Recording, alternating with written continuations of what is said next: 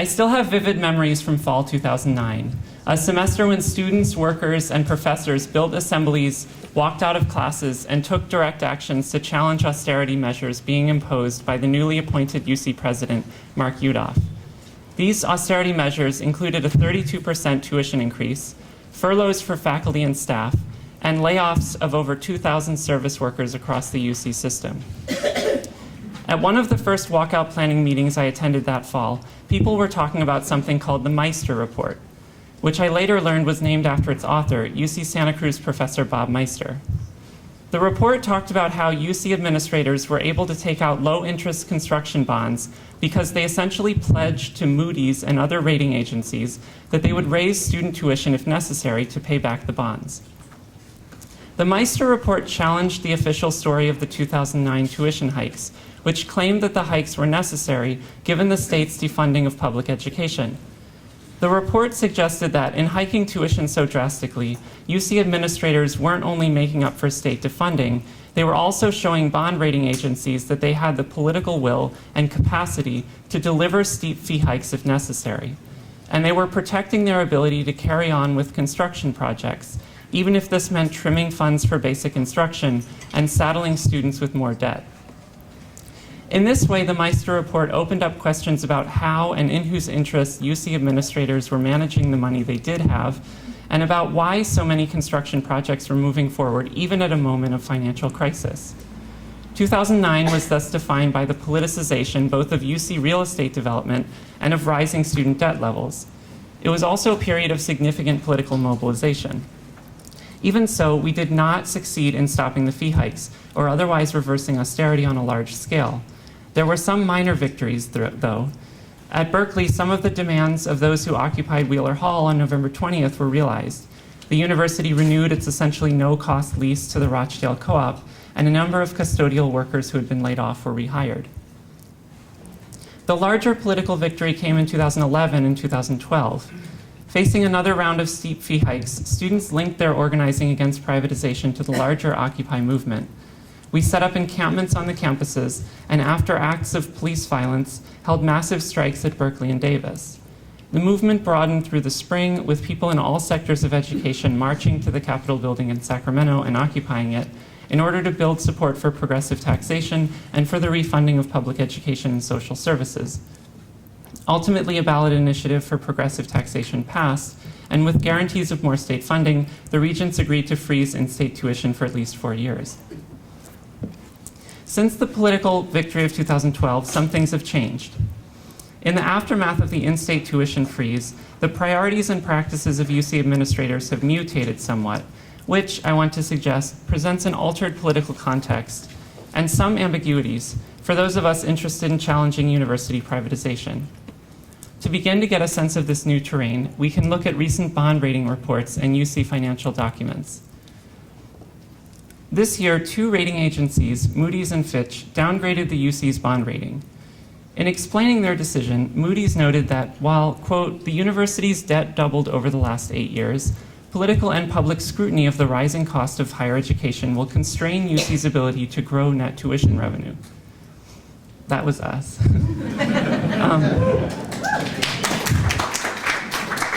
They continued, the university's relatively low cost compared to other market-leading universities and expansive geographic draw of students help offset these pressures.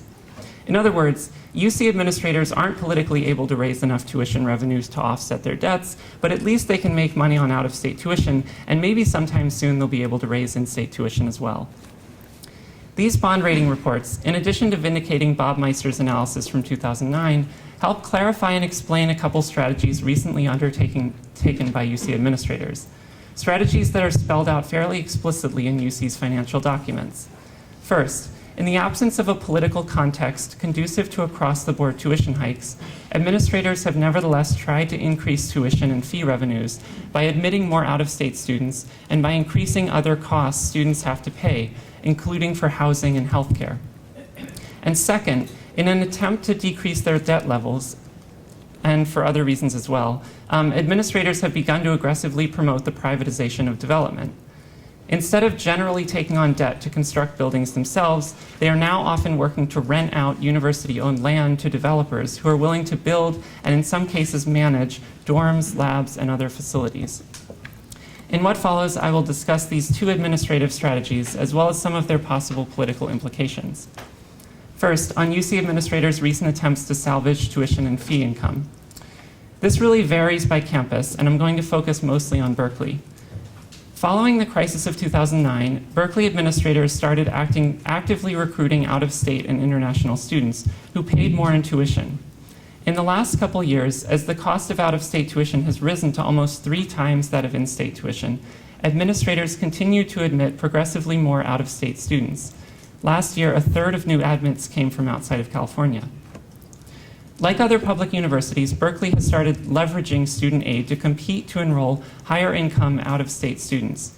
The new middle class access plan, the cutoff for which was just raised to include those from families making up to $150,000 a year, leverages relatively small grants in exchange for the higher return of out-of-state tuition revenues. Berkeley has also selectively increased housing costs since 2012, raising rents dramatically on the most desirable housing options while keeping other rents relatively flat. This follows a period of dramatic rent hikes. Between 2001 and 2011, room and board rates nearly doubled at Berkeley. Finally, as part of the restructuring of SHIP in 2013, Berkeley raised healthcare premiums by 13% for undergraduates and 20% for graduate students, a cost increase that mostly falls on grad students in professional schools, whose tuition rates have also continued to increase. Thinking politically about this situation, it's worth saying initially that a politics organized around the principles of racial justice, class equality, and affordable public education remain critical. And for a lot of the reasons that Lee and Chris talked about. I'll just say a couple things about it. Since 2009, the admission and enrollment rates of Black students have declined even further than in the immediate aftermath of Proposition 209, as far as I could tell, although the reports that the UC puts out are kind of contradictory to each other. But basically, the enrollment rates of Black students have been declining, it seems, in the last few years. Over this period, the class composition of the student body has also been shifting. There are relatively fewer low-income students, but significantly more from the highest income brackets. Since 2001, the costs borne by all students have continued to rise, even for those receiving the maximum support from Pell Grants and the Blue and Gold Plan.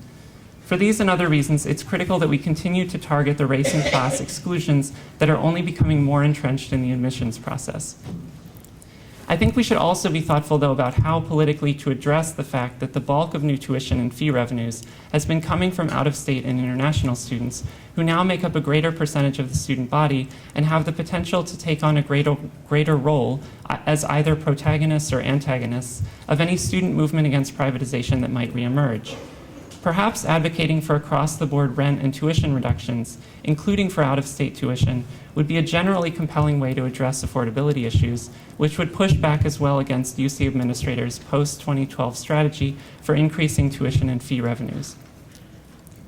The second post-2012 administrative strategy concerns the privatization of development.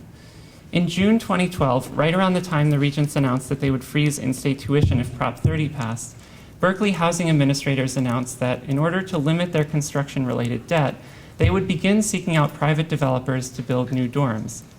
This kind of privatization of dorm construction had been happening for some time at Irvine and Davis, and Berkeley had done something similar with the Blum Center, as well as in partnering with BP to fund the construction of the Energy Biosciences Institute building on Hurst and Oxford. Just in the last couple of years, though, the privatization of construction has significantly intensified across the UC system.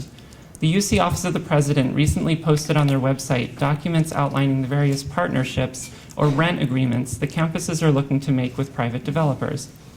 At Berkeley, housing administrators announced that the Martinez Commons would be the final dorm funded and built in-house, and they recently leased Bowles Hall to a private entity interested in redeveloping the building.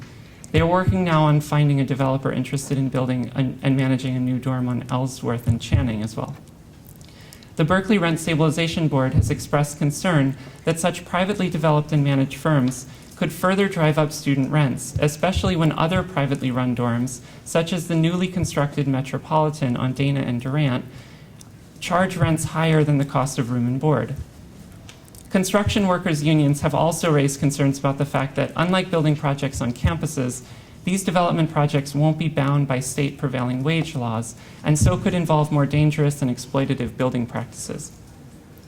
UC Berkeley administrators have also been working to make arrangements with private firms for the development of portions of the Gill Tract in Albany. So far, the efforts of Occupy the Farm have stalled this development and have put on the agenda the conversion of at least portions of the Gill Tract into spaces for community-based farming, research, and education. Berkeley administrators, including the newly appointed Vice Chancellor of Real Estate, Robert Lalonde — we now have a Vice Chancellor of Real Estate, who actually comes out of finance, basically, and has given a lot of presentations about how to help move universities towards these kind of public-private contracts in general, and so that's what he was selected for. Anyway, they're also working on coordinating a massive development project on 109 acres of land owned by the university in Richmond Bay. They are saying this project will involve private construction and management of some of the research facilities, and recently published an infrastructure master plan outlining ways for private companies to buy space and influence at the Richmond Bay campus. A coalition of labor and community groups has issued a number of demands around this development project, including the payment of prevailing wages to construction workers, the promise that all service workers employed in the facilities will be represented by AFSCME, the opening up of space for community-based and community-driven research, that those profiting from the project help fund affordable housing in Richmond, and that formerly incarcerated people be hired for some of the construction and other work set to occur. These are demands that students and workers on campus can help amplify. And in general, I think it's imperative that we respond to UC's efforts to privatize construction by building relations of solidarity with local communities and making the case for a kind of public knowledge making. I can imagine some ambiguities and difficulties that might accompany such a project, though, aside from just the myriad practical challenges of coalition building and of building power sufficient to interrupt administrative agendas. It might also be hard to know when to oppose new development outright and when to try to direct it to less damaging, more accessible, and public-oriented ends. And there's a question as well about federal research money, which is public in one sense, but is often linked to military or other state interests. In a PowerPoint presentation last spring, Robert Lalonde, the Vice Chancellor of Real Estate, noted that drone development and testing is part of the research agenda for Richmond Bay.